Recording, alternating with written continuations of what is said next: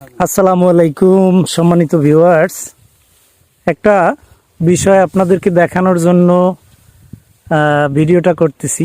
দেখেন, এই যে জমিতে ফসল কাটার পর এই যে ধানের সাথে যে অংশটা থাকে, যেটাকে আমরা বরিশালের মানুষ কুটা বলি, এই নাড়া কুটা, এই ধান শেষ হওয়ার পর অর্থাৎ ফসল নেওয়ার পর এই যে বাকি নাড়াকুটা আছে এগুলো দিয়ে দেখেন কি সুন্দর এটা কুর তৈরি করতেছে। আমাদের বরিশাল অঞ্চলে এটাকে বলা হয় কুর।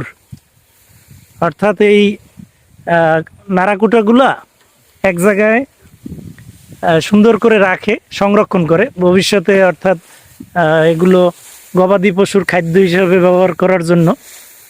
এই যদিও এটাকে আমরা কুর বলি, এখন এগুলো দেখা যায় না বললেই চলে। এই দেখেন, এই স্মৃতিটা আপনাদের সাথে শেয়ার করার জন্য ভিডিওটা করলাম। দেখেন।